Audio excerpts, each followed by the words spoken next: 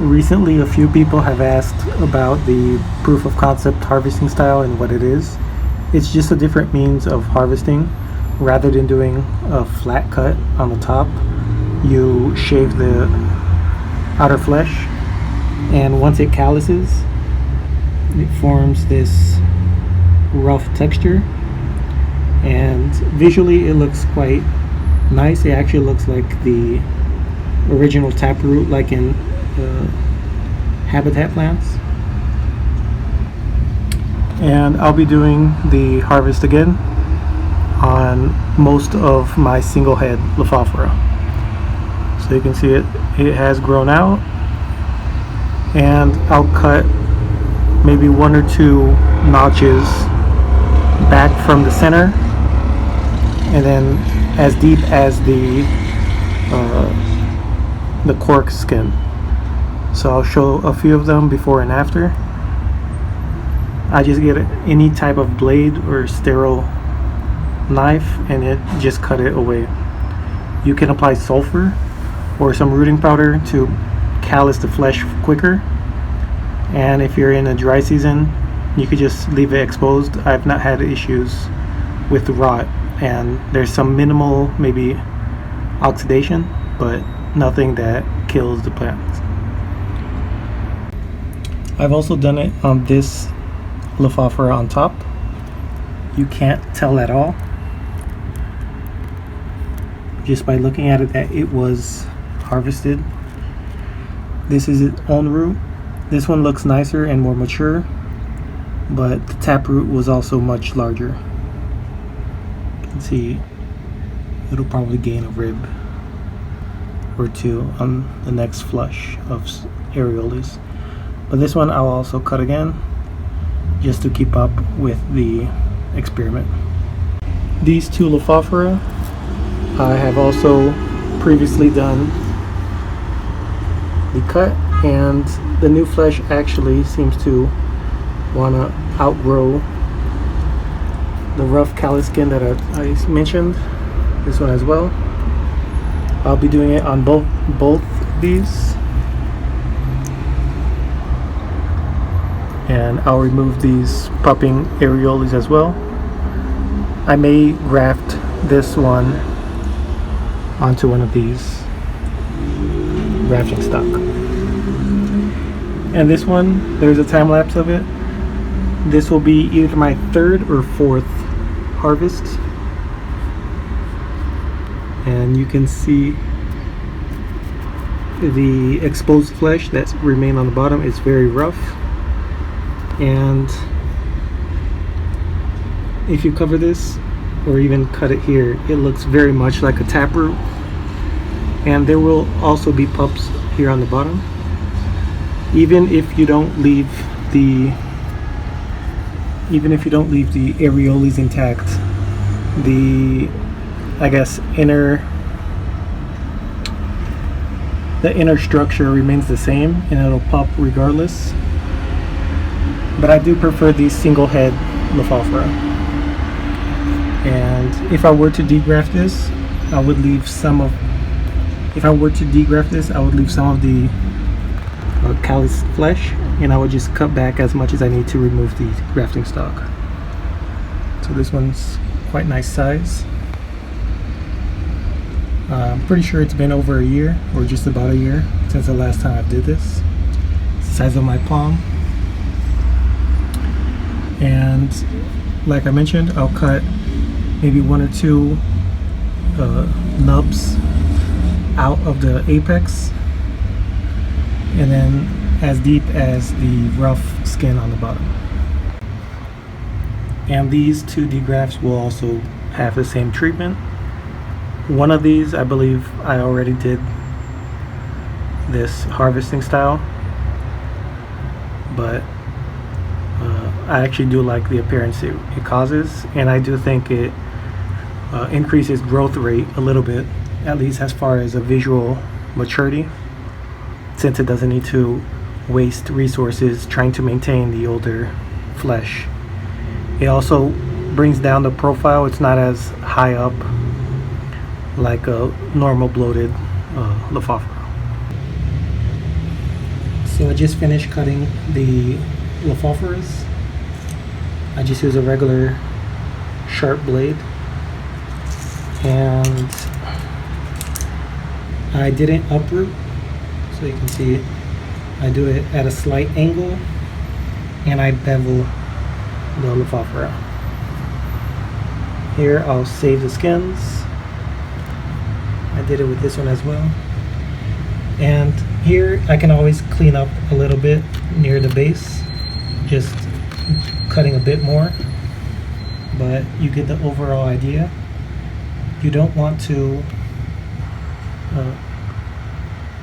cut it too thin on the bottom since it'll shrivel, but a majority of the alkaloids is in the outer dark flesh, and the cactus will keep growing.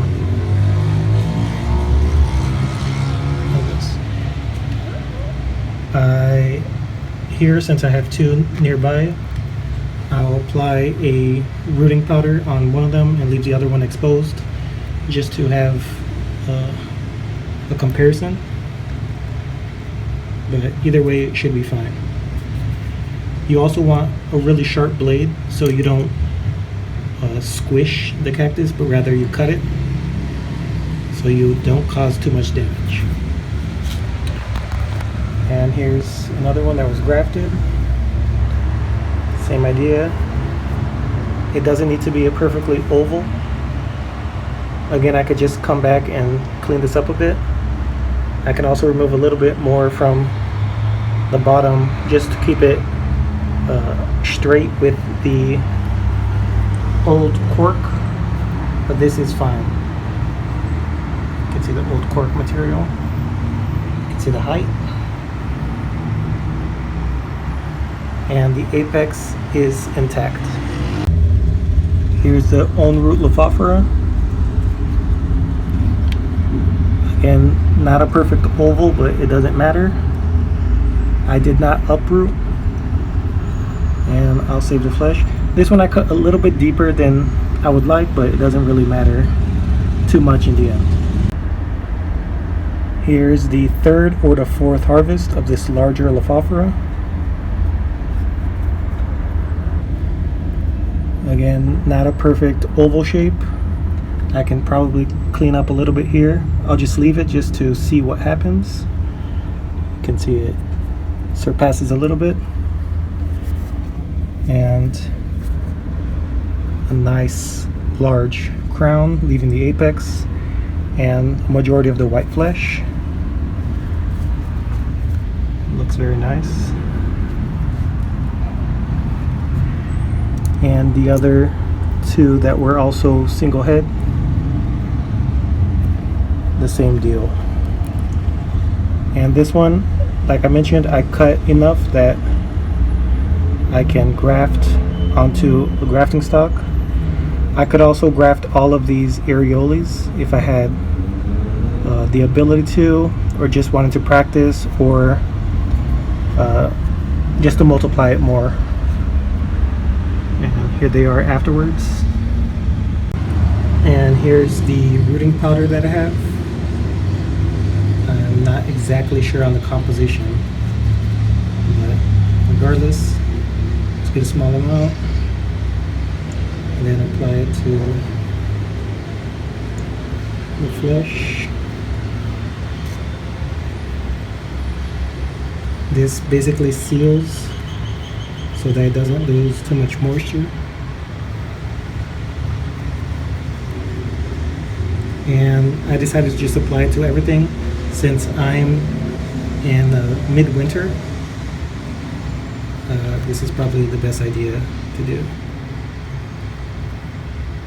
I've done this in the past, again, different seasons. During spring and summer, I have zero issues just leaving it without any assistance on the callousing here. But sulfur, if you have any, is a great idea. And that's pretty much it. This excess will get washed away with time. Obviously, don't overdo it too much since it may cause some issues depending on your cultivation. And yeah, I'll do this to all of the Lophophora I cut, and I'll do an update maybe in a week. And the total wet weight is 285 grams. In the past, I did have around 30 grams dried. I was going to experiment slowly increasing the amount. I ended up just doing an extraction. The previous extraction yield that I had from dried skins that were grafted with zero stress, just like this one, I didn't stress it at all. It yielded around 0.45% of the main cactus alkaloid that we're aware of. This time around, I'll try to do an extraction using chloroform and seeing what I can yield. And yeah, that's pretty much it. Regardless, even if you don't want to have the dried skins, this method is very nice. Like I mentioned, in my opinion, it makes it a much more appealing cactus. This is what would be above the ground. You can see a lower profile. With many growers, you get a very bloated Lophophora, especially if you don't grow it really hard, as in low water, low minerals, and lots of sun. And I really like the appearance that doing this harvesting style does for the visual profile of the plant. So here's some that I'll graph. I'll graph this one and this one. Again, this is my preference. I prefer solitary heads like this, a large head over a cluster, unless it's a cluster of large single heads like this. If I had a single plant and it popped like underground and it made up a cluster, that would be really nice as well. So let me know what you guys think. Would you do this to your peyote plants, even if you don't intend to keep the dried skins, just for the visual profile that it leaves on the cacti, particularly grafted? If you intend to degraft in the future, I think it looks very much very pleasing rather than just keeping it bloated. This also helps accelerate the recovery of like scars like here. This is just damage scars, but some people have spider mites that covers the entire cactus, and removing it this way rather than waiting until all the new growth appears, you could do this and it'll reset and just grow from the apex, and it'll grow quite quickly since it already has an established root system. So what do you think? I'm just being cruel to my plants? Does the lower profile and the fox or fake taproot that it leaves make it worthwhile? I personally really like this method. So yeah.